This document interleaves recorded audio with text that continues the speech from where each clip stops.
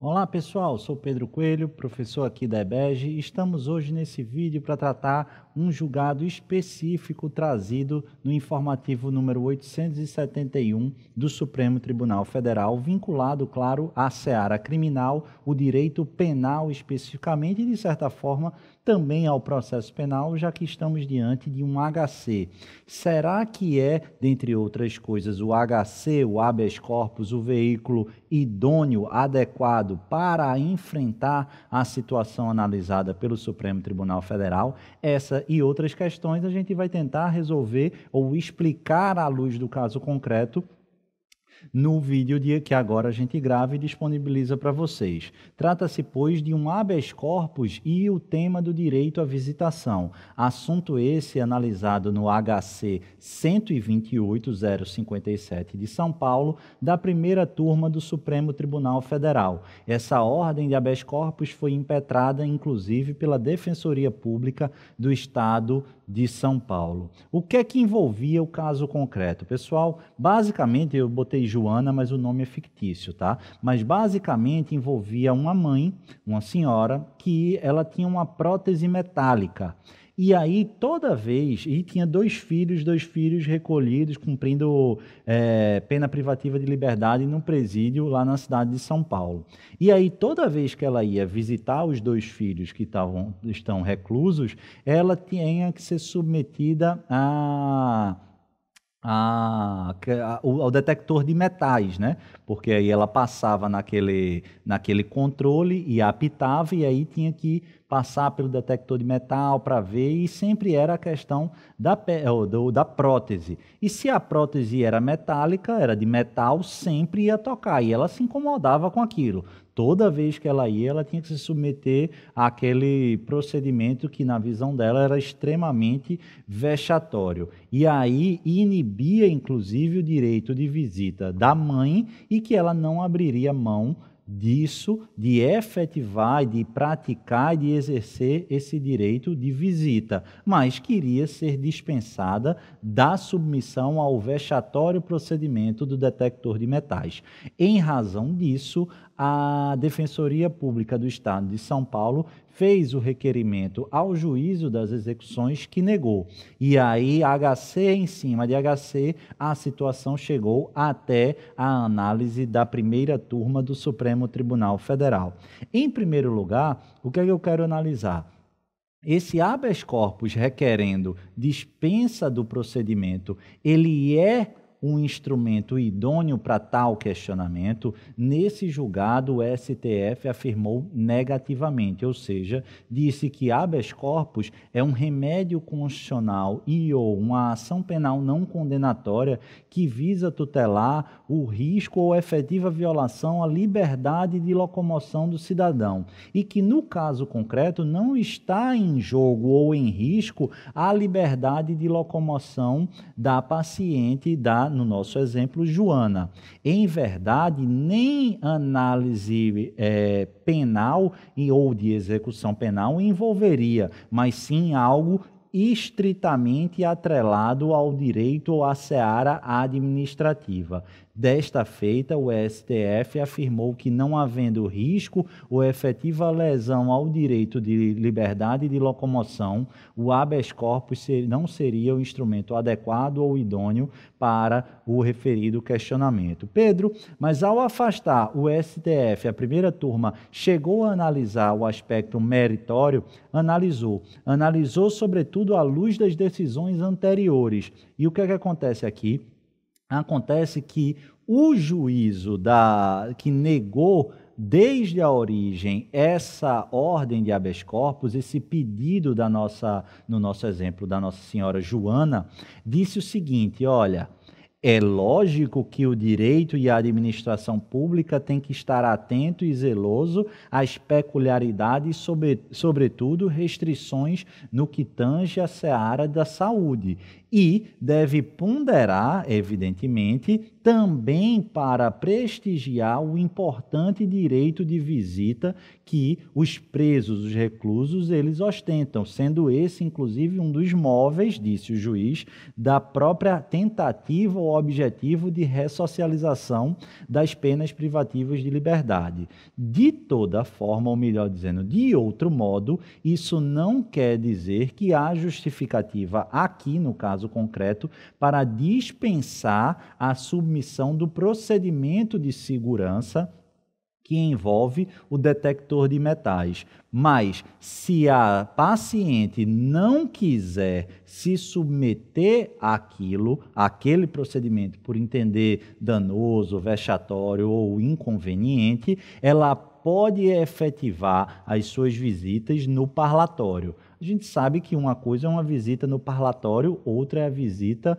dentro, lá no horário de visitação, em que você tem um contato pessoal, pode tocar, enfim, abraçar, ficar muito mais próximo. Mas, em outras palavras, o juiz disse o seguinte: olha, se você não quiser ou tiver restrição de saúde, a sua visita não vai ficar inviabilizada. Você pode fazê-lo, mas vai fazê-lo no parlatório. Beleza, tranquilo. E aí, o que é que fundamentou o pedido da Defensoria, se está tão claro? Meus caros, a Defensoria de São Paulo, nesse habeas corpus, eu fui dar uma olhada na peça, e aí eles colocaram ou argumentaram que, olha, essa visão estreita do direito de liberdade, de locomoção não violado, é uma visão estreita, é uma visão incompatível com a lógica constitucional da dignidade humana. É preciso conferir, sim, um alargamento da concepção do direito de locomoção, que, ainda que uma restrição, se essa restrição minimamente violar a ideia da dignidade humana, e no caso, para a Defensoria,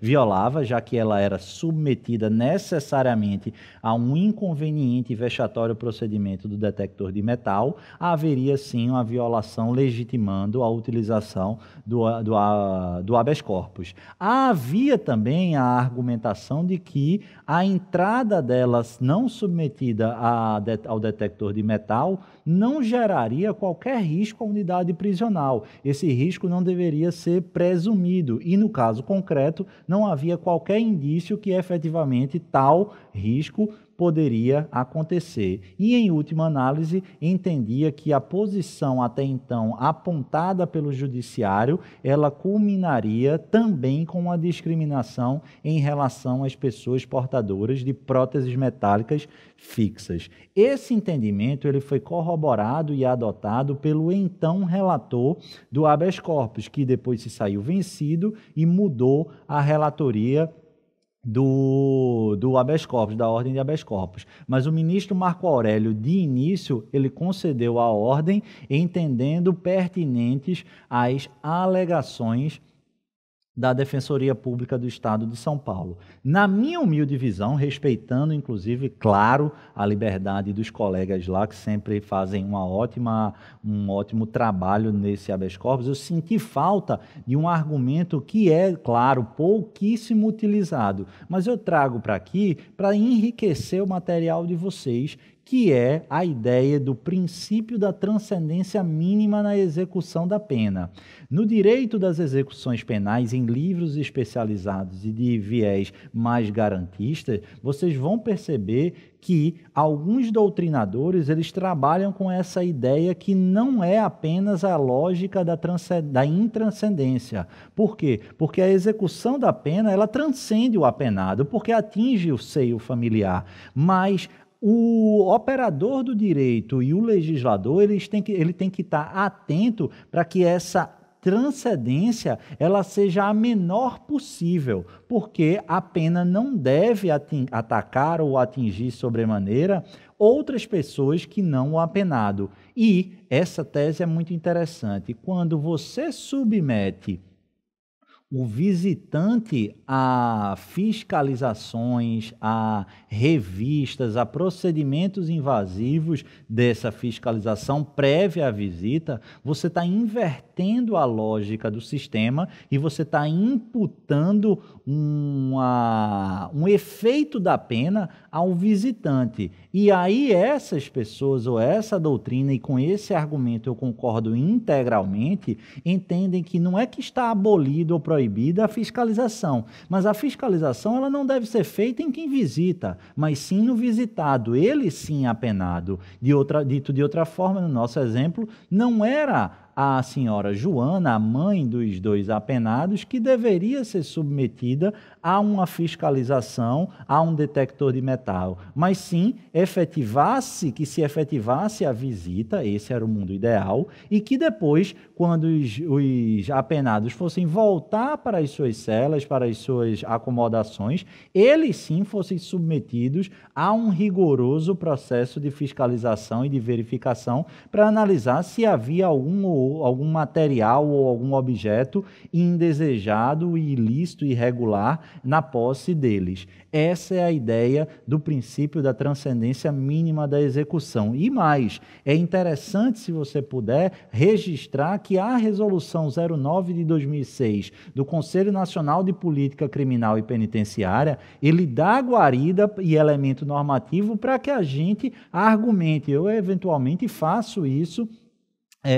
em peças aqui, em atividade, quando atuava mais direto na execução criminal, eventualmente tanto como advogado, como posteriormente na atividade de defensor público. O que é que o artigo 5º dessa resolução ele aponta? Que a critério da administração penitenciária, a revista manual será feita sempre que possível no preso visitado, logo após a visita e não no visitante. Então, poderíamos trazer para o caso de Joana, não foi isso que o STJ analisou, tá? Para deixar bem claro, mas é para enriquecer o material. Poderíamos trazer esse argumento do princípio da transcendência mínima à luz do artigo 5º da Resolução 09 de 2006 do CNPCP. O que é que eu preciso saber desse julgado específico do STF? Para arrumar aí no material de vocês a essência que vocês precisam saber para gabaritar eventuais questões de concurso público é que, de acordo com a primeira turma, não cabe habeas corpus para tutelar direito à visita em presídio. No caso específico, a paciente tinha prótese metálica e não queria se submeter ao detector quando das visitas. Contudo, o juízo negou tal pretensão, apontando que quando houver restrições à utilização do aparelho detector de metais por motivo de saúde, a visita deve ser realizada no parlatório. De acordo com o Supremo, tal decisão ostenta caráter administrativo e não envolve risco ou restrição ao direito de livre locomoção, não se revelando idôneo a utilização do habeas corpus. Julgamento esse por maioria na primeira turma. Espero que tenham gostado e entendido e vamos em frente até a próxima dica. Um grande abraço e até lá.